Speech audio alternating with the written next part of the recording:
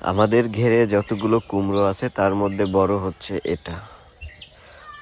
এই কুমড়োটা হচ্ছে যে পানির ভিতরে একটা ভোর আছে, ভোরে গিয়ে তখন আমি ভিডিও করছিলাম। আর এই কুমড়োটা কিন্তু নষ্ট হয়ে যাচ্ছে, বুঝতে পারতেছি না এটার রহস্য কি। আবার বেশ কিছু কুমড়োর কড়া পড়তেছে, তবে এই একটা আগায় এত পরিমাণ কুমড়োর কড়া পড়েছে যা আসলে বলার বাইরে। এই পাশে এসে দেখি শসাও হয়েছে, যাক ভালো।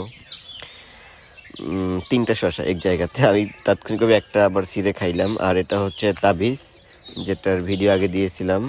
আর এ পাশে আবার ঝিঙে হয়েছে, 2টা, অনেকগুলো ঝিঙে হয়েছে।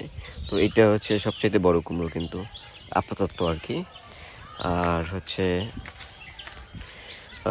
দেখি এটা কবে খাওয়া যায়। আর কুমড়োর করা তো বললামই, বেশ কয়েকটা পড়েছে, বেশ কয়েকটা না, অনেক পড়েছে। আরও একটা আগায় দেখেন প্রচুর কুমড়োর করা। আগাটা কিন্তু গাছটা ছোট, কিন্তু অনেক কুমড়োর করা পড়েছে, বুঝছেন। তো দেখা যাক এই করাগুলোতে কয়টা টিকে আর না টিকে। করা পড়লেই হয় না, মূলত টিকবে কয়টা সেটা হচ্ছে দেখার বিষয়। বড় কুমড়ো তো